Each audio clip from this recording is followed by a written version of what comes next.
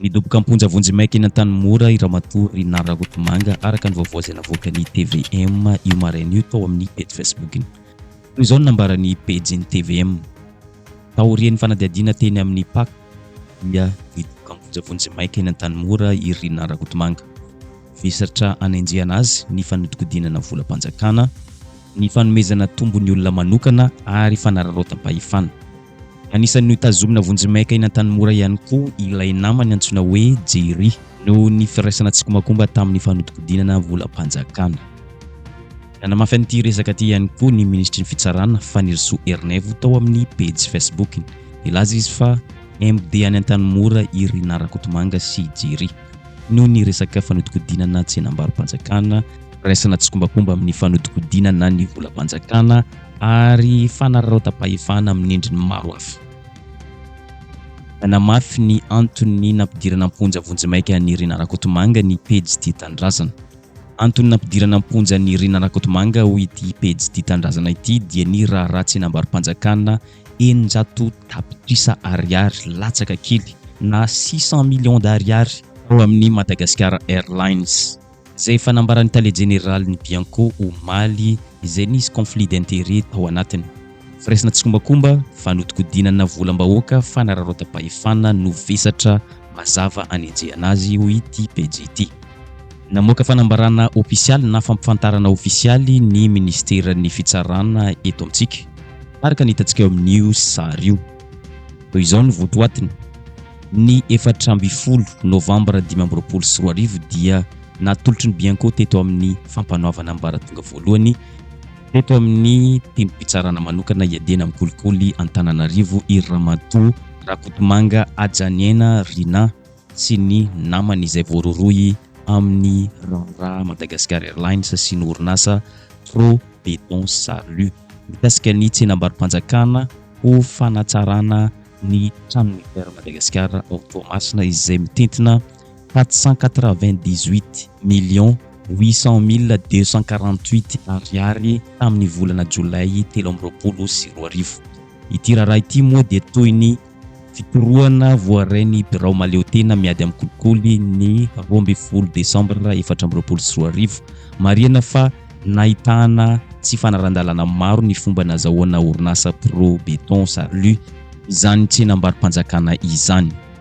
Olona misa 9 no voaroroy amin'ny ity raha ity araka ny nambarany ity pejin'ny ministera ity ka nentina niatrika fampanoavana ny eloka fanomezana tombon-dahiny, ny fanolanana tombon-tsoa, osika sy ny fampiasana osika, fanodikodinana volam-panjakana, famotsiam-bola ary firaisana tsikomakomba amin'izany no anenjehana azy ireo. Taorian'ny fisehoana voalohany teo anoloan'ny mpitsara mpanao famotorana dia miisa 5 no nahiditra Am-Ponja vonjy-maika eny Antanimora. Iray amin'ireo no nomena fahafahana vonjy-maika ambany fanaraha-mason'ny fitsarana. Toy ny famotorana hoy ministeran'ny fitsarana izay nahitana tombo-kase mpisolo-toerana velo bendrainy no nanao sonia tetsy ambany. Notazonina tao anaty selula moa i Ranah Rakotomanga nanomboka ny talata 1 Novambra nanaovana ny fakanambavany azy tao amin'ny Bianco. Raha notazonina tao anaty barao kosa i Arlala Ramanantsoa ben'ny tanàna n'Antananarivo renivohitra sy i Claudia Andriatsitohaina vadiny ben'ny tanàna teo aloha Naina Andriatsitohaina raha nambarany tale général ny Bianco ho an'ny androan'izay. Tozorabefaritra Andrirabesotra. Nandahakitsy rano ny fiantsonana ny convocation nataon'ny Bianco i Ranah Rakotomanga sy ny sakaizana ka izay no nahatonga ny fisamborana azy ireo ho ny tale général ny Bianco androany. Ny tena fisamborana nisy zany dia nakasika ny madame Ranah Rakotomanga zany sy ny sakaizana. Iny zany tena hoe nisy ny arrestation izay tsy maintsy natao tao anatin'iny. Satria rehefa nandefasana fiantsona dia tena expressément namaly mihitsy nandaha le sakaizany moa tamin'izay satria misy étape moa anatin'ny investigation ty aloha touchena zay vao mitouché an'ity dia nandaha tena nandaha expressément nanoratra taminay mihitsy hoe za tsy ataonareo enquête sisa manoloana an'izany mazava ho azy fa misy résistance opposé dia tsy maintsy mirosy zay amin'ny arrestation. Ny polisy pirenena no sahana ny fisamborana ny Ranah Rakotomanga sy Jery sakaizany ho ny tale général ny Bianco. Telo tapitrisa ariary ho izy ny sarany lany tamin'ny fisamborana azy ireo tany Antetezam-Bary Toamasina ny alatsinainy 10 Novambra 2024 lasa teo. fisamborana zay natao iny dia amin'ny teny frantsay moa nous a coûté tena hoe tsy fortune moa zany fe somme d'argent 3 millions d'ariary ny koany mission nandianana nanaovana ny tany zany hoe latsaka kely ao anatiny ny pak Ranah Rakotomanga ary izy sy ny vadiny moa zany no miakatra eny amin'ny pak. Raha ny fantatra lohatreto dia no ilay raharaha Madagascar Airlines zany. Izay no fiazakazaky ny toetra raha hoy satria tsara ho fantatra zany ary tsara ho fantatritsika rehetra izay mpanaraky ny fandaharana ihany koa satria ao anatin'ny fanovana isika ho ny fiadidina ny fanovana ny fanavaozana ny Republikan'i Madagascar izay nanamafy fa mandeha miandalana zany zavatra rehetra izany ary misy dingana voalohany ihany koa tsy maintsy atao amin'ny famerenana ny tanitandalana amin'ny fiadina ihany koa ireo tsy maty manota makasika ilay raha 1.1 miliara ariary teo amin'ny knaps sy ny SMGD kosa indray izay tsara ho fantatritsika ihany koa ny makasika izany dia nahiditra ponja vonjy maika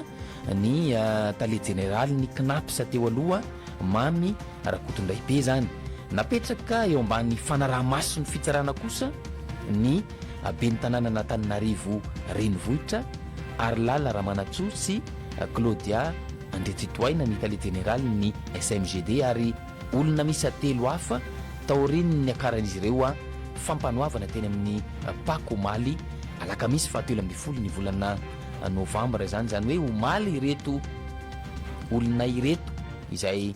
voaresaka tamin'ity raharaha SMGD sy ny knaps ity izy ireo izay voaroroy tamin'ny resaka findramam-bola 1.1 miliara ariary nataony SMGD tao amin'ny knaps tamin'ny taona 1.2 zany hoe tamin'ireo olona miisa 17 niakatra fampanoavana omaly zany dia no afahana vonjy maika ny folo tamin'izy ireo raha ny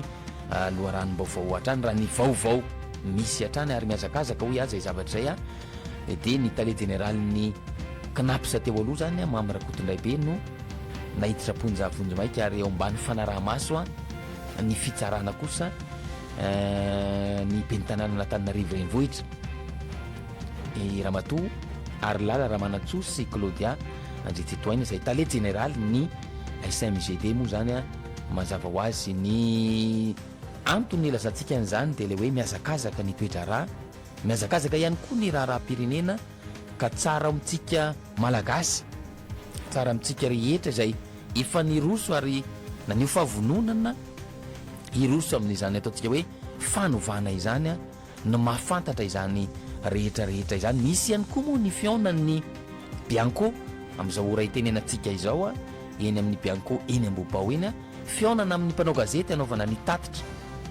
hoe nasiana ny zavatra nisy ary ny tsara ho fantatry ny olona ihany koa dia hoe nanahoana izay zavatra niseho izay teny anivon'ny bianco raha ohatra ka ny teny anivon'ny pak omaly sy androany ireo resantsika ireo satria raha ny teny anivon'ny pak omaly sy androany zany araka ny voalazantsika teo dia ny raha mahakasika n'ilay SMGD sy ny knaps no niakatra fampanoavana teny amin'ny pak omaly ary te amin'ny ty androany ity kosa ny raha mahakasika ny Madagascar Airlines zany no iakaran'ny Ranah Rakotomanga sy ny vadiny moa zany eny amin'ny pak amin'izao fotoan'izao ary ezahana ho ampitaina amintsika ny tsara ho fantatra mahakasika izany ezahana ho ampitaina amintsika eto ihany koa ny vokatra izay fanadiadiana sy ny fitsarana eny anivon'ny pak izay ny tsara ho fantatra mahakasika aniny satria dia any avokoa ny masony rehetra amin'izao fotoana izao satria manoloana ny toejava-misy hoy araka ny teneniko teo ny toejava-misy eto amin'ny firenena ny ainga tamin'ilay fitakin'ny vahoaka malagasy ihany koa dia efa nihitatsika ary efa fantatry ny rehetrarehetra iny fa ny premier ministre lehibe ny gouvernement no ataontsika hoe nampita toromarika mazava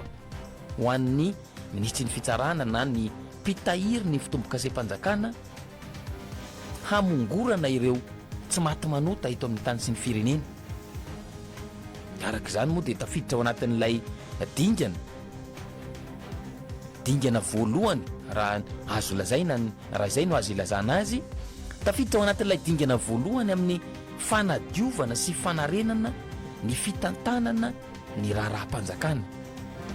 Zay ny dingana voalohany zany, fanadiovana sy fanarenana ireo fitantanana rehetra mahakasika ny ataontsika hoe raharaham-panjakana. Izany moa zany ny tanjona ao anatiny dia le hoe famerenana ny fahatokisan'ny vahoaka voalohany indrindra,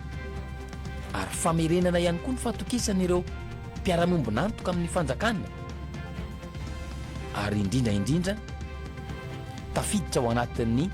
politika ny fanavaozam-pirenena zany raha ny fanazavana moa zany ao anatin'izay zavatra zay. Ary zay no iresahana hoe dingana voalohany zany izay resaka hoe fanadiovana sy fanarenana ny fitantanana ny raharaham-panjakana izay. Raha miditra amin'izany ataontsika hoe fanadiovana sy fanarenana izany zany dia tsy maintsy misy ny fanesorana ireo izay ataontsika hoe tsy nanaraka ny lalàna, fanesorana ireo izay ataontsika hoe sakatsakana tsy nampirindra izany ataontsika hoe fitantanana ny raharaham-panjakana izany, fanadiovana sy fanesorana ireo ataontsika hoe mpahazo tombotsoa manokana tamin'izany fitantanana ny raharaham-panjakana izany. Ary zay le tafiditra ao anatin'ilay hoe famongorana ireo tsy maty manota, satria efa nisy teto amintsika hatramin'izay zany ataontsika hoe fikatsahana tombotsoa, fahazahoana tombon-dahiny, ny resaka ataontsika hoe kolikoly avolenta sy ny kitrano an-trano ao anatina fitantanana ny raharaham-panjakana izany. Ka izay ilay nitenen'ny tompon'andraikitra voalohany ny prime ministre lehibe ny gouvernemanta izany ilay hoe ahafahantsika miroso amin'izany famerenana ny fahatokisan'ny vahoaka sy famerenana ny fahatokisan'ireo mpiara-miombonantoka amin'ny fanjakana izany dia tsy maintsy mifongorona aloha ireo tsy maty manota eto amin'ny tany sy ny firenena. Amin'ny fotsy miankatra aloha araka ny efa nateneniko ihany dia zava-dehibe zay, satria ny tena fototry ny fitakian'ny vahoaka malagasy, averiko foana, ny tena fototry ny fitakian'ny vahoaka malagasy iny dia ilay famerenana ny rariny,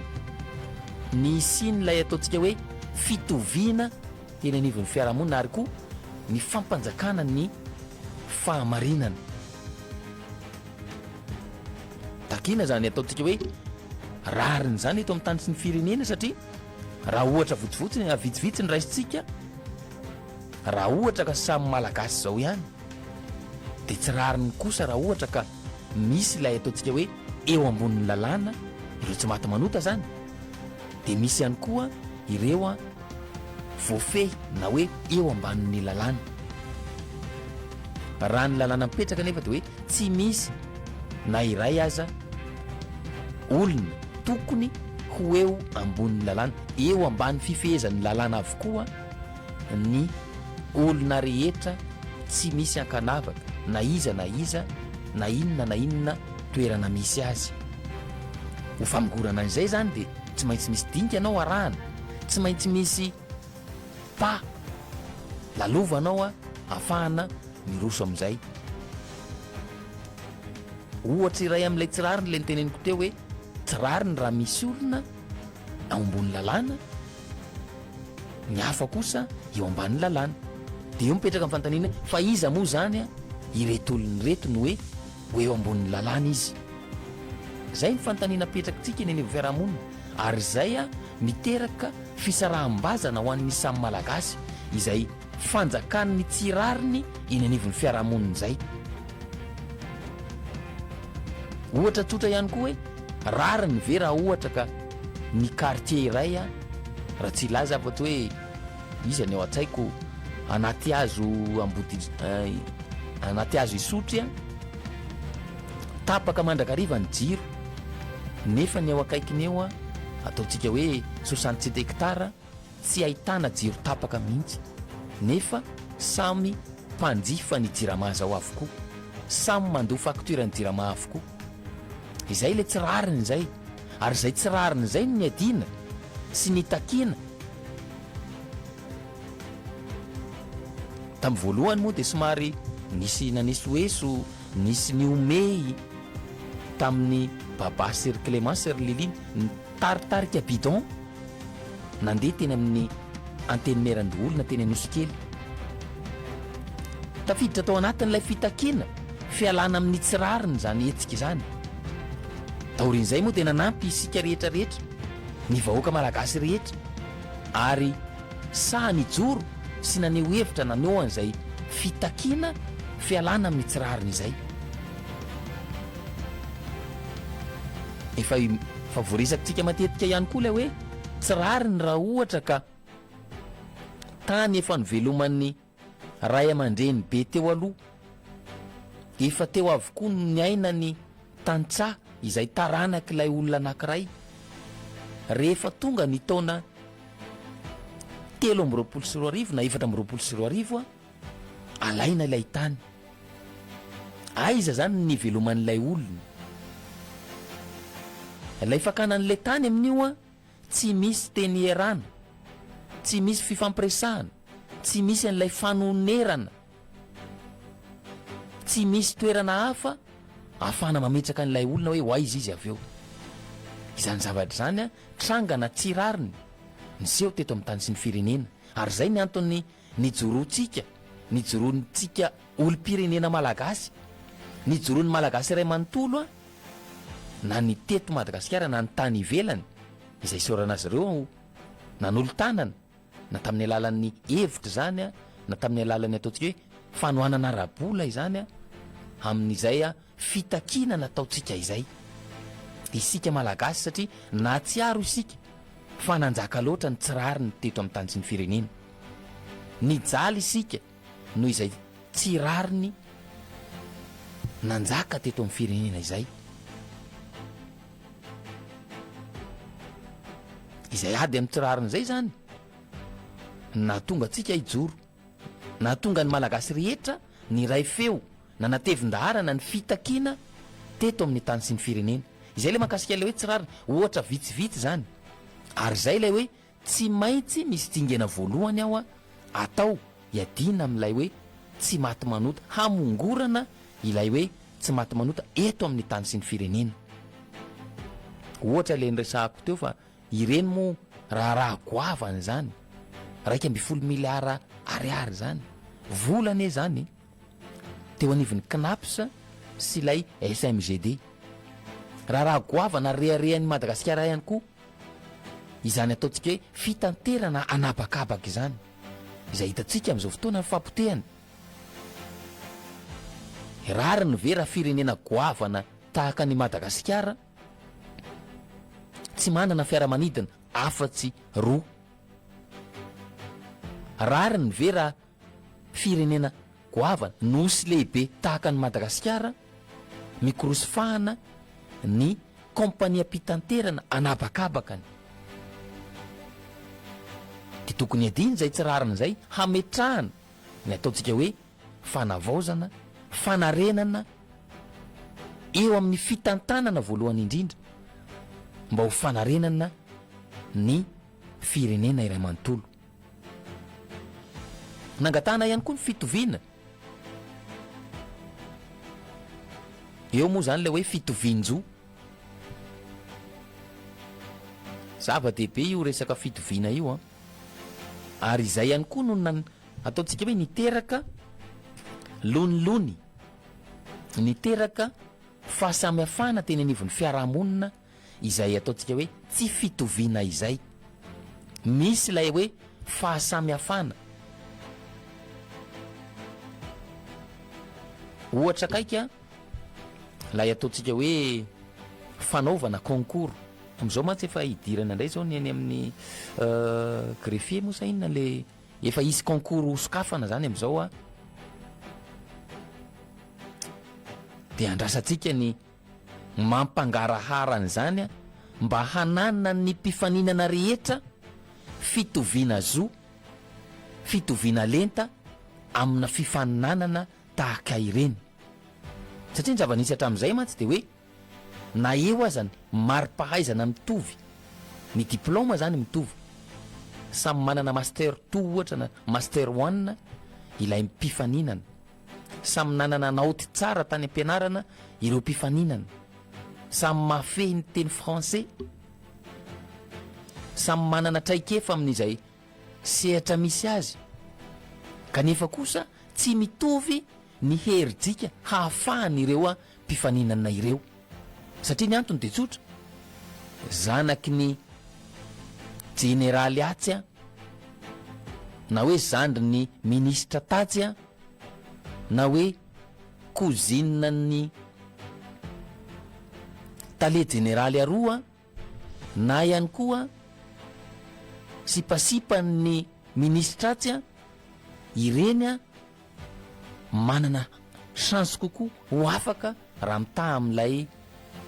zana-bahoaka hafa tia mpifaninana aminy zavatra nisy teto amintsika zany ary zavatra misy tokony ho ravana hialana amin'ilay hoe fisiny ny fahasamihafana ny ainana teto amintsika zany ary zay neny mahatonga an'ilay hoe kolikoly satria samy mba teo afaka ihany de tsy maintsy mitady lalana zany ny ankamaroany ny sasany misy ary maro mihitsy ny mivarotra omby mivarotra tanindrazana rehefa hiatrika concours lay zanany satria misy milaza hoe mahita lalana ahafahana afaka amin'ilay fanadinina mpanjakana ilay concours mpanjakana fa mandoa 20 millions d'ariary ianareo na 10 millions d'ariary ianareo rehefa tsy manana an'izay zany na de manana an'ilay fahaizana sy lay diplôma takina lay mpifaninana ambany ny herintsika ahafaka azy tsy midika akory hoe ireo efa tompona andraikitra ireo de niditra tamin'izany avokoa fa zany nisy ary zavatra nisy zany fantatry ny fiarahamonina rehetrarehetra fantatry ny malagasy rehetrarehetra zany ary misy mihitsy azy ny avy any amin'ny faritra rehefa manakaiky ny concours miakatra eto Antananarivo renivohitra mitady lalana hoe ahoana ny atao haafaka nyty zanakay ity ahoana ny atao haafaka nyty zafinay ity zavatra misy zany de zay ny antony ny adina notakiny malagasy zany am'izao fotoana ny tsy isiny zany tranga izany intsony ankoatra n'lay ataontsika hoe ady amin'ny tsirariny efa noresahana teny am-piandohana izay tsy fitoviana izay no miteraka n'lay lonilony am'izay taorina satria raha ohatra ka araky nefa nyteneniko teo hoe samy manana ny mari-pahaizany zao ihany eny am-piandohana misy tam'ireny ene misy fotoana tena raha ny zavatra misy misy tena présence fotsiny nataony amin'ilay concours fa tsy nanao an'ilay fanadinana akory de misoratra amin'ilay listry ny voaray sy afaka n'ilay concours avy eo lay olona zavatra nisy zany satria ony teo akaikaiky ny fitondrana teo akaikaiky ny anina teo akaikaiky ny anina de nomena tombon-dahany amin'izany zavatra zany izay ataontsika hoe tsy fitoviana izay ihany koa de niseho tamin'ny alalan'ny reny asa mpanjakana samy hafa ireny raha ikarakara atota taratasy misy eneny olona vao miditra birao izy de fa mikoropaka mihitsy lay tompon'andraikitra hoe tsy maintsy fitain'androany fa zanaky ny aniny ty tsy maintsy fitain'androany fa baiko avy any amin'ny anina hony ny antota taratasy n'ilay olona ny hafa kosa nefany efa ny andro teo 3 andro 4 andro mbola tsy nahitana fandraisana na nyray ary zavatra nisy teto amintsika zany ary zany niteraka n'ilay ataontsika hoe tsy fitoviana teo amin'ny samy malagasy niteraka lonilony zany satria mahita an'izany ny olona eny fa na de tsy sahany teny aza de malahelo izy ao amin'ny fony ao hoe tsy hoa tsy azo toerana ihany koa ngany ananay fa tsy maintsy amerina ataonay ohatr'izao ihany koa ianareo misy zany ary zay ilay lonilony mipetraka zay